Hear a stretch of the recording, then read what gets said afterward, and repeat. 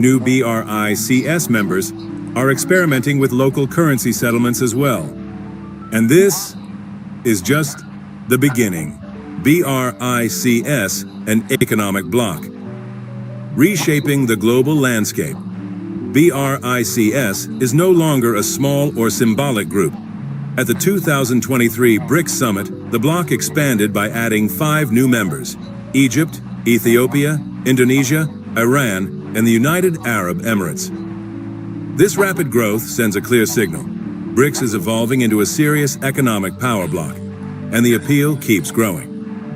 Argentina, Nigeria, Thailand, and even Saudi Arabia, America's key energy partner, are actively negotiating to join. Today, BRICS represents over 40% of the world's population and around 31.5% of global GDP by PPP, a figure that keeps rising. They're not just talking about de-dollarization. They're doing it day by day. Their collective mission is clear: to build a new global financial system not dominated by the U.S. The U.S. strikes back, tariffs as a weapon and the risk of blowback. In response, Donald Trump issued a bold and punitive policy, a 150% tariff on goods from BRICS nations that continue down the path of de-dollarization. But America has tried this playbook before. Back in 2018, Trump imposed tariffs on Chinese goods, hoping to force Beijing to back down. The result? China retaliated immediately, slashing imports of American agricultural products, devastating U.S. farmers. Consumer prices soared. Manufacturing suffered. Now history is repeating itself, only on a larger scale and with even higher risks. The U.S. is heavily dependent on BRICS for critical imports: electronics and semiconductors from China, rare earth minerals and energy from Russia, pharmaceuticals and food from India and Brazil. A massive tariff would drive up domestic prices, fuel inflation, and directly hurt American consumers. And one thing is clear: the world is no longer waiting for the U.S. to lead. Don't take your eyes off the screen, or you might miss the biggest shift in the global financial system of this century. BRICS is considering withdrawing from the IMF and World Bank. This could signal a massive shift in the global financial system. Countries like Brazil, Russia, India, China, and South Africa are looking to create an alternative financial structure that's less reliant on the USD and not controlled by the West. But what's driving this change? And what could the US lose if this shift becomes a reality? The IMF and World Bank have been under fire for prioritizing the interests of the US and Europe, while emerging economies often get sidelined. The US and Europe control over 50% of the IMF's voting power, while BRICS nations, which represent a huge chunk of global population and GDP, have very limited influence. IMF's loan conditions often include cutting public spending, privatizing national assets, and opening markets in ways that benefit the West, leaving developing nations at a disadvantage. The result? Countries like Nigeria, Indonesia, and Brazil have seen rising costs, economic instability, and even social unrest as citizens protest IMF's harsh measures. Russian Finance Minister Anton Siluanov puts it bluntly: IMF no longer serves the interests of BRICS. We need a fairer system. BRICS isn't just talking about making changes, they're taking action. First up, there's the New Development Bank, NDB. It operates like the IMF but without the strict loan conditions. It allows BRICS countries to collaborate financially without being subject to Western pressures. Then, there's the BRICS Contingent Reserve Arrangement, CRA, designed to help member countries manage financial crises without the need for IMF assistance. They're also developing the BRICS payment system, BRICS Pay. This will allow BRICS nations to transact using their own currencies, reducing dependence on the USD. At the 2024 BRICS Summit, leaders discussed expanding the use of China's yuan and their own local currencies in international trade, cutting down on the USD's dominance.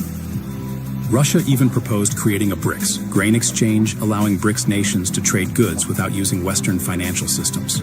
BRICS isn't just distancing itself from the IMF, the US is making it worse. According to the Wall Street Journal, some U.S. politicians are pushing for Project 2025, a proposal that suggests the U.S. should pull out of the IMF and the World Bank, redirecting over $770 billion into domestic programs. Supporters argue American tax dollars should stay home, not fund global institutions where Washington doesn't have total control. But here's the real danger. If the U.S. exits the IMF, BRICS will fill the void, reshaping global finance, weakening Western influence, and challenging the dollar's dominance. What happens if the U.S. leaves the IMF? The IMF takes a hit. The U.S. is the IMF's largest shareholder. If it exits, IMF credibility collapses, triggering a confidence crisis among member nations. BRICS gains momentum. With the new Development Bank, NDB, and BRICS Reserve Fund, CRA, BRICS can offer alternative loans, undermining Western financial control. China tightens its grip. As BRICS' largest economy, China could leverage this shift to push the yuan into global trade, accelerating de-dollarization and weakening U.S. financial power. U.S. sanctions lose their bite. The IMF has been a critical tool for enforcing economic pressure. If it weakens, sanctions on Russia, Iran, and Venezuela become less effective, reducing Washington's influence. Shift in global loan policies. Unlike the IMF's austerity-driven approach, BRICS banks offer infrastructure funding without forcing budget cuts or privatization. That's a game changer for developing nations. Is Washington handing power to BRICS? This isn't just a domestic policy shift. It's a seismic global transformation. If the U.S. pulls out of the IMF, Western financial dominance could crumble faster than anyone expects. If BRICS pulls the trigger on leaving the IMF and World Bank, it would trigger a fundamental change in the global financial system. This wouldn't just shift financial power away from the U.S. and the West, it would give emerging economies a much louder voice in shaping global financial decisions. With less dependence on the USD, there's a real chance for currencies like the Chinese yuan, the Indian rupee, and BRICS member currencies to take on bigger roles in international trade. This could shift the global financial balance, and the US will face a new reality where its influence isn't as dominant as it used to be. While Americans are paying more for Japanese cars, is Japan preparing a financial blow that could shake the US economy? US-Japan auto trade war. The U.S. has continuously raised tariffs on automobile parts imported from Japan, particularly in the electric vehicle industry. A 25% tariff on auto parts has driven up the prices of Toyota, Honda, and Nissan cars in the U.S., causing these models to lose their major competitive edge advantage in the market, according to the latest report from the Japan Automobile Manufacturers Association. Japanese car sales in the U.S. have dropped by about 7% in the first quarter of 2025. Meanwhile, U.S. automakers such as Ford and General Motors are attracting more customers due to government protection policies. This price increase not only reduces consumers' purchasing power but also harms Japanese automakers as profits sharply decline and production costs rise. Japan responds beyond words. However, Japan is not just responding with tough rhetoric. In fact, it has started selling off a large portion of the U.S. Treasury bonds it holds. Japan is currently the second largest creditor to the U.S., with over $1.1 trillion in bonds.